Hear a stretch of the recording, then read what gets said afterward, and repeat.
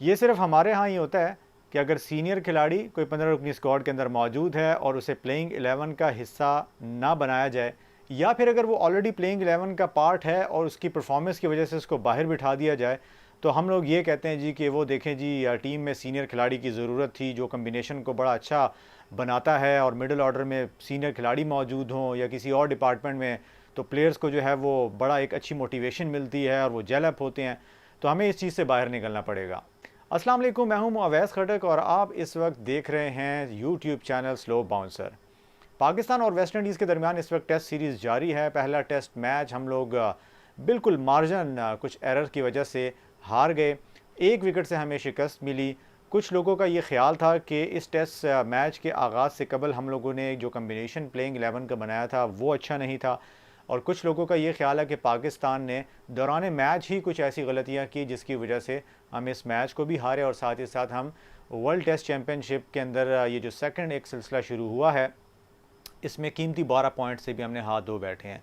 तो दोनों बातें ही ठीक हैं। पहली बात तो ये है कि ज़ाहिर सी बात है, जब हमारा कम्बिनेशन था प्लेइंग 11 थी, उसमें हमने उस पिछले मैच में जो आपको याद होगा जो टेस्ट मैच हुआ था जिसमें नुमान अली ने बहुत ही ज़बरदस्त तरीके से against I think south Africa जो है उन्होंने कारकर्दगी दिखाई थी, हाफ सेंचुरी भी स्कोर की थी और विकटें भी उन्होंने हासिल की थी। तो हमें उसी कम्बिनेशन के साथ जाना चाहिए था, बट ये चीज़ हमें बहुत ज़्यादा हर्ट करती है कि जब हम बार बार ये इसी प्लान के साथ जाते हैं कि भाई यासिर शाह अगर सीनियर तरीन खिलाड़ी हैं और 200 से ज़्यादा टेस्ट विकेट लेने वाले वो खिलाड़ी हैं, तो उनको हमने खिलाना ही खिलाना है। जब वो 15 में आ गए तो भाई 11 में तो उनको खिलाना है, ना उनकी फ़िटनेस देखनी है, ना उनकी फॉर्म देखनी है, और ना जो है ये देखना है भाई कि उनसे बॉलिंग होगी भी या नहीं भी होगी। बस भाई यासिर शाह जो है वो 15 में हैं तो उनको 11 के अंदर तो रखना ही रखना है। सो इसी वजह से कुर्बानी देनी पड़ी, नोमान को नहीं खिलाया गया, हालांकि जानते हुए कि ये विकेट जो है वो सीम बॉलर को ज़्यादा सपोर्ट करेगी। ऐसे में अगर आप एक ऐसे स्पिनर के साथ चले जाते हैं कि जो इकनॉमिकल स्पेल करवाते तो शायद उससे पाकिस्तान को फ़ायदा होता। खैर ये चीज़ें उस वक्त साइड पर रह गई जब पाकिस्तान इस टेस्ट मैच में किसी हद तक वापस आ गया था।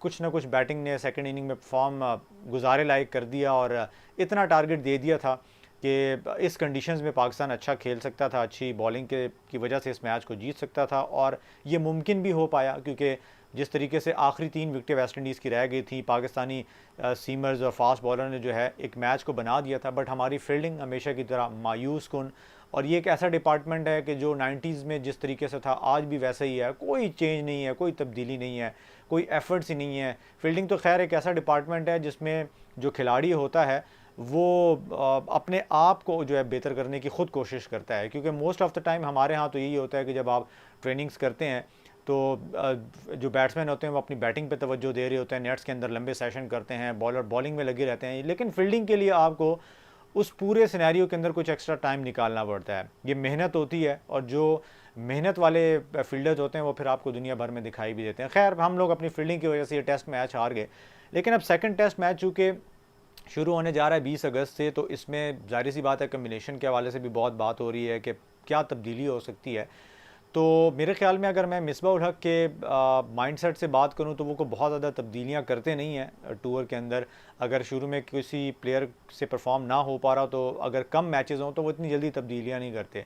जहाँ तक ओपनिंग स्लॉट है जिसमें आबिद अली भी कोई इतना एक्स्ट्राऑर्डिनरी परफॉर्म नहीं कर सके, इमरान भट्ट भी परफॉर्म नहीं कर सके, मेरा ज़ाती ख्याल ये है कि शायद इसी कम्बिनेशन को कंटिन्यू रखा जाएगा और आउट ऑफ द वे जाकर कभी भी मिसबा ये नहीं करेंगे कि अज़हर अली से ओपन करवा दें आबिद अली के साथ और मिडल ऑर्डर में सऊद शकील या किसी और बैट्समैन को जो है वो मौका दे दें। तो मुझे लगता है कि इमरान भट्ट के साथ जाया जाएगा, और फिर जिस तरीके से उन्होंने कैचेस भी लिए हैं तो हमारे यहाँ ये भी बड़ा एक आप कह लीजिए कि अलमिया है कि हम जो बेसिक आपकी आप कह लीजिए कि जो काम होता है आपका, जो रिस्पॉन्सिबिलिटी होती है उसको हम पीछे रख के बाकी चीज़ों को ज़्यादा देखते हैं। जी उन्होंने फ़लाने डिपार्टमेंट में तो बड़ा अच्छा किया है जी, इमरान भट्ट ने 15 कैचेस ले लिए हैं टेस्ट में तो उनसे बेहतर फील्डर नहीं है। ऑब्वियसली उन्होंने बहुत अच्छी जो है परफॉर्मेंस दी है फील्डिंग के अंदर और अच्छा किरदार अदा की है इस डिपार्टमेंट में। बट अगर हम थोड़ा सा इस चीज़ से हटकर सोचें तो मेरे ख्याल में जो उनकी फ़र्स्ट प्रायोरिटी है वो उनकी बैटिंग है। सबसे पहले बैटिंग अच्छी करेंगे, अच्छा पाकिस्तान को स्टार्ट मिलेगा, तो कोई बेहतर नताइज मिलेंगे। खैर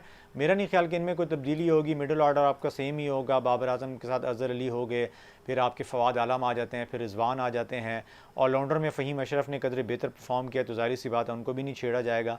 जो डिपार्टमेंट में तब्दीली दिखाई दे रही है वो यही है कि शायद कि यासिर शाह को बिठा के नुमान अली को, जिस पे क्रिटिसिज्म भी हुआ था पहले टेस्ट मैच के बाद, तो मेरे ख्याल में नुमान अली का चांस ज़्यादा बनता हुआ दिखाई दे रहा है, उनको जो है वो मौका दिया जा सकता है। और बाकी आपके जो फास्ट बॉलर थे जिसमें शाहीन शाह अफरीदी हो गए, हसन अली हो गए, अब्बास हो गए, उनमें शायद कोई तब्दीली हमें देखने में नहीं मिल सकती। तो कल के मैच के लिए पाकिस्तान जो है मुझे लगता है कि ज़्यादा फेवरेट है। इस टेस्ट मैच का नतीजा पाकिस्तान के फेवर में आ सकता है। कुछ अपनी गलतियों की वजह से पाकिस्तान जो पहला मैच हारा, शायद उन गलतियों पे अब कंट्रोल किया जाएगा। पाकिस्तान को सिंपल सी बात है, एक सॉलिड स्टार्ट मिलना चाहिए। वेस्ट इंडीज़ की बैटिंग इतनी अच्छी नहीं है कि वो पाकिस्तान की इस अटैक के अगेंस्ट कोई 350 या 400 रन बना देगी, होने का कुछ भी पॉसिबल है। बट मैं ग्राउंड रियलिटीज़ के हवाले से अगर बात करूँ तो मुझे लगता है कि पाकिस्तान की अगर पहले बैटिंग आती है और पाकिस्तान राउंड 270, 280 या 300 तक रन्स कर लेता है तो पाकिस्तान एक सेफ जोन में आ जाएगा।